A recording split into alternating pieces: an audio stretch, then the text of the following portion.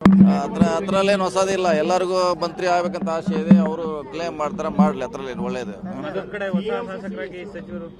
ಅದು ಹೈಕಮಾಂಡ್ ಅವ್ರು ತೀರ್ಮಾನ ಮಾಡಿ, ನಾವಲ್ಲ, ಹೈಕಮಾಂಡ್ ವಲಯದಲ್ಲಿ ಆಪ್ತ ಬಣಗ ಇದೆ, ಅವರನ್ನ ತಲೆದಂಡ ಆಗುವಂತ ಪ್ರಕ್ರಿಯೆಗಳು ಕೂಡ ನಡೀತಾ ಇರುವಂತದ್ದು ರಾಜಕೀಯ ನೋಡೋಣ ಯಾರು ಚುನಾವಣೆಯಲ್ಲಿ ಏನ್ ಮಾಡಿದಾರೆ ಅನ್ನೋದು ಅವ್ರ ಕಡೆ ಅದು ವರದಿ ಇದೆ, ನಮಗೆ ಗೊತ್ತಿಲ್ಲ. ಅದರ ಅನುಗುಣವಾಗಿ ಅವರ ಆಕ್ಷನ್ ತಗೋಬಹುದು. ಸರ್, ಈಗ ಕೆ ಎನ್ ರಾಜಣ್ಣ ಆಯ್ತು, ಈಗ ನಿಸಾರ್ ಅಹಮದ್ ಅವರಾಯ್ತು, ಸಿಎಂ ಆಪ್ತ ವಲಯದಲ್ಲಿ ಹಂಗೆಲ್ಲ ಆತರ ಏನಿಲ್ಲ. ನೋಡೋಣ, ಕಾದ್ ನೋಡೋಣ. ಈಗ ಇವತ್ತೇ ಹೇಳಿಕ್ ಆಗೋಲ್ಲ. ಎರಡು ಗೆಲ್ತೀವಿ, ಎರಡು ದಾವಣಗೆರೆ ಗೆಲ್ತೀವಿ, ಬಾಗಲಕೋಟೆ ಗೆಲ್ತೀವಿ, ಎರಡು ಗೆಲ್ತೀವಿ. ಫಲಿತಾಂಶಕ್ಕೂ ಮುನ್ನ ಕಾಂಗ್ರೆಸ್ ನಲ್ಲಿ ಸಾಕಷ್ಟು ಒಂದು ಕಂಪನ ಇಲ್ಲ, ಅದನ್ನ ನನಗೆ ಅದ್ರ ಬಗ್ಗೆ ಐಡಿಯಾ ಇಲ್ಲ. ನಾವು ಚುನಾವಣೆ ಮಾಡೋರು ಅಷ್ಟೇ, ನಮ್ಗೆ ಮಿಕ್ಕಿದೆಲ್ಲ ಗೊತ್ತಿಲ್ಲ. ಬೇಗ ಆಗ್ಬೇಕಂತ ನಿರೀಕ್ಷೆಯಲ್ಲಿ ಇದೆ. ನೋಡೋಣ, ಬೇಗ ಆದ್ರೆ ಒಳ್ಳೇದು. ಹೈಕಮಾಂಡ್ ನಿರ್ಧಾರ ಮಾಡ್ತಿರೋದು ಅಥವಾ ಹಿಂಗೆ ಸರ್? ಇಲ್ಲ, ನೋಡೋಣ. ಬೇಗ ಮಾಡೋದು ಒತ್ತಡ ಮಾಡ್ದೇವೆ, ಆದಷ್ಟು ಬೇಗ ಆಗ್ತಾ ಆಶೆಯಲ್ಲಿ ಇದೀವಿ ಎಲ್ಲರೂ. ನೋಡೋಣ, ಆಗ್ಲಿ.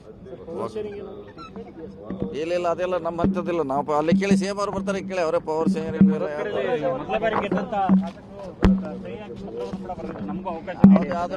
ಕುಡ್ದು ಬಿಡುದು ನಮ್ಮ ಹೈಕಮಾಂಡ್ ಬಿಟ್ಟದ್ದು ಚೆನ್ನಾಗಿ ಕಾದ್ ನೋಡೋಣ.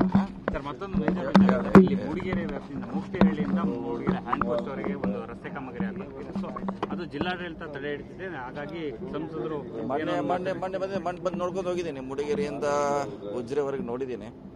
ಸೊ ನೋಡೋಣ, ಹಂಗಿದ್ರೆ ಅದನ್ನು ಕ್ಲಿಯರ್ ಮಾಡ್ಲಿಕ್ಕೆ ಹೇಳ್ತೀನಿ. ಸರ್, ಶಾರ್ಟ್ಕಟ್ ರಸ್ತೆ ಸರ್.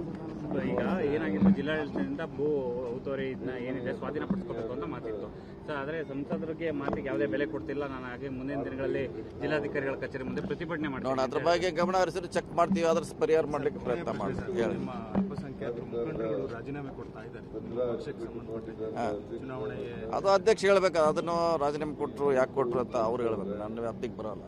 ಯಾಕೆ ದಾವಣಗೆರೆ ಚುನಾವಣೆ ಆದ್ಮೇಲೆ ಸಾಕಷ್ಟು ಇಲ್ಲ, ಅದನ್ನ ಅದೇ ಹೇಳೋದು. ಅಧ್ಯಕ್ಷ ಹೇಳ್ಬೇಕು, ನಮ್ಮ ವ್ಯಾಪ್ತಿಗೆ ಬರೋಲ್ಲ.